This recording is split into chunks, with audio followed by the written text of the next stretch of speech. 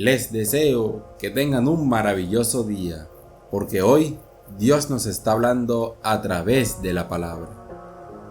Estos son mi madre y mis hermanos, el que haga la voluntad de Dios. Desde la primera lectura de la carta a los Hebreos, capítulo 10, versículo del 1 al 10. Hermanos, la ley, que presenta solo una sombra de los bienes futuros y no la realidad misma de las cosas, no puede nunca ser perfecto a los que se acercan, pues lo hacen año tras año y ofrecen siempre los mismos sacrificios. Si no fuera así, no habrían dejado de ofrecerse, porque los ministros del culto, purificados de una vez para siempre, no tendrían ya ningún pecado sobre su conciencia. Pero, en realidad, con estos sacrificios se recuerdan año tras año los pecados, porque es imposible que la sangre de los toros y de los machos cabríos quite los pecados. Por eso, al entrar Él en el mundo dice: Tú no quisiste sacrificios ni ofrendas, pero me formaste un cuerpo. No aceptaste holocaustos ni víctimas expiatorias. Entonces yo dije: He aquí que vengo, pues así está escrito en el comienzo del libro acerca de mí, para hacer, oh Dios, tu voluntad. Primero dice: Tú no quisiste sacrificios ni ofrendas, ni holocaustos, ni víctimas expiatorias, que se ofrecen según la ley. Después añade: He aquí que vengo para hacer tu voluntad. Niega lo primero para afirmar lo segundo, y conforme a esa voluntad, todos quedamos santificados por la oblación del cuerpo de Jesucristo, hecho una vez para siempre. Palabra de Dios. Te alabamos, Señor. Salmo 39. Aquí estoy, Señor, para hacer tu voluntad. Yo esperaba con ansia al Señor. Él se inclinó y escuchó mi grito. Me puso en la boca un cántico nuevo, un himno a nuestro Dios. Aquí estoy, Señor, para hacer tu voluntad. Tú no quieres sacrificios ni ofrendas, y en cambio me abriste el oído. No pides holocaustos ni sacrificios expiatorios. Entonces yo digo: aquí estoy. Aquí estoy, Señor, para hacer tu voluntad. He proclamado tu justicia ante la gran asamblea. No he cerrado los labios, Señor, tú lo sabes. Aquí estoy, Señor, para hacer tu voluntad. No me he guardado en el pecho tu justicia, he contado tu fidelidad y tu salvación. No he negado tu misericordia y tu lealtad ante la gran asamblea. Aquí estoy, Señor, para hacer tu voluntad.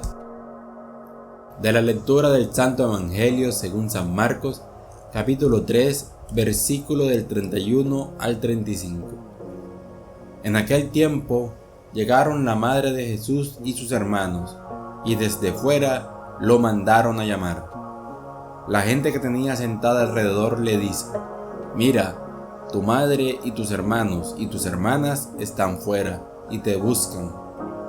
Él les pregunta: ¿Quiénes son mi madre y mis hermanos? Y mirando a los que estaban sentados alrededor dice: Estos son mi madre y mis hermanos. El que haga la voluntad de Dios, ese es mi hermano y mi hermana y mi madre. Palabra del Señor. Gloria a ti, Señor Jesús. Podemos ver cómo la carta a los Hebreos nos recuerda que la ley mosaica y sus sacrificios eran solo una sombra de los bienes futuros, es decir, una preparación para la redención definitiva que Cristo ofrecería. Los sacrificios del Antiguo Testamento no podían eliminar el pecado de manera permanente, sino que más bien eran un recordatorio constante de la separación del hombre de Dios. Pero Cristo, al ofrecerse a sí mismo, cumplió y superó esa ley, estableciendo un nuevo pacto que santifica a los creyentes de una vez para siempre. Tengamos en cuenta la imperfección de los esfuerzos humanos. Los sacrificios del Antiguo Testamento muestran cómo los esfuerzos humanos, sin Dios, no son suficientes para alcanzar la perfección o la comunión plena con Él. Esto nos invita a dejar de depender exclusivamente de nuestras obras y confiar más en la gracia de Dios. No dejemos atrás la obediencia a la voluntad de Dios. Cristo dijo: «He aquí que vengo para hacer tu voluntad». Este acto de sumisión absoluta nos enseña que la verdadera santidad no radica en rituales, sino en aceptar y vivir la voluntad de Dios. En lugar de cumplir con prácticas religiosas solamente por costumbre, como es el hecho de asistir a una misa o rezar sin reflexión, debemos buscar entender cómo estas acciones nos transforman y nos acercan a Dios. Y en los momentos difíciles debemos recordar que la voluntad de Dios puede ser distinta de nuestros deseos. Por ejemplo, aceptar con fe una enfermedad o un fracaso puede ser una manera de unirnos a Cristo, quien aceptó la cruz por amor. Tengamos en cuenta ciertas cosas. Debemos revisar nuestras intenciones. ¿Hacemos lo que hacemos por costumbre o por amor a Dios? Debemos aprender a discernir la voluntad de Dios en nuestra vida diaria, pidiendo luz al Espíritu Santo. Y entreguemos nuestros propios sacrificios, como nuestro tiempo, nuestras preocupaciones o nuestra voluntad, ofreciendo todo por amor a Dios. Y en el Evangelio se nos presenta un momento en el que Jesús redefine los lazos familiares en términos espirituales. Aunque su madre y hermanos llegan a buscarlo, Él no los rechaza, sino que amplía la idea de familia para incluir a todos aquellos que hacen la voluntad de Dios. Jesús no desprecia los lazos de sangre, sino que subraya que la verdadera cercanía con Él viene de vivir conforme a la voluntad divina. Este pasaje nos invita a vernos como una gran familia espiritual, donde el vínculo principal es la fe y la obediencia a Dios. Nos recuerda que todos los que buscan vivir según la voluntad divina son nuestros hermanos y hermanas. Jesús también nos muestra que la relación con el Padre debe estar por encima de cualquier otro vínculo, incluso con los familiares. Esto no quiere decir que debemos abandonar a nuestras familias, sino que debemos poner a Dios como el centro de nuestras vidas y de nuestras decisiones.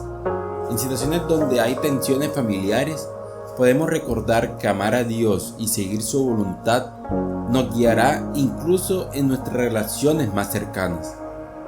Si tenemos un amigo o un desconocido que necesita ayuda, recordemos que él también es parte de la familia de Dios. Ayudarlo es cumplir la voluntad divina. No olvidemos en cultivar relaciones basadas en la fe y en la búsqueda de la voluntad de Dios. Seamos un testimonio de amor y obediencia en nuestra familia y en nuestra comunidad. Recordemos que más allá de las diferencias humanas, todos somos hermanos en Cristo cuando hacemos la voluntad del Padre.